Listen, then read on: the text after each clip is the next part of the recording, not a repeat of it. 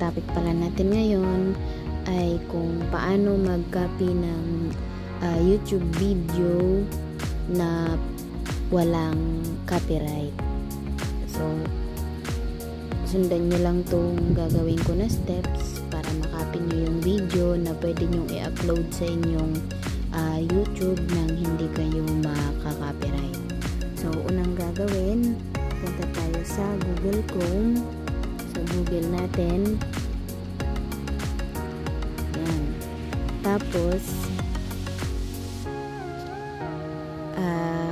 pindutin lang natin yung YouTube.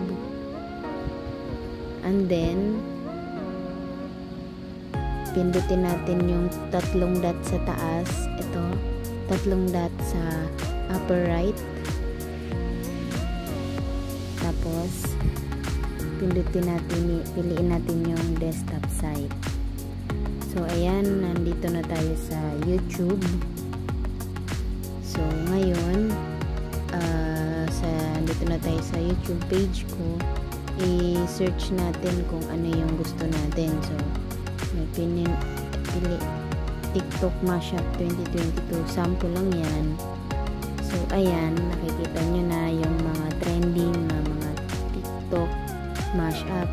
So, para makakopy kayo, pili lang kayo dyan ng video na gusto nyo. Pero, para hindi kayo makopyright, click nyo yung dito sa taas, sa upper left side, dito sa baba ng word na YouTube, itong filters, click nyo lang tong tatlong line, tapos piliin nyo yung Creative Commons. Ito, Creative Commons sa baba ng features, i-click nyo lang yan. Ayaw maklik, yan. So, lahat ng lalabas na video dyan, pwede nyong makopy yan. Sample, itong sa pinakauna, itong TikTok Mashup. So, para masigurado natin,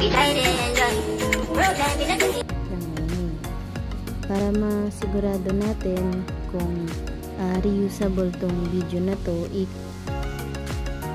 check natin yung description, hanapin natin kung merong Creative Commons reuse allowed.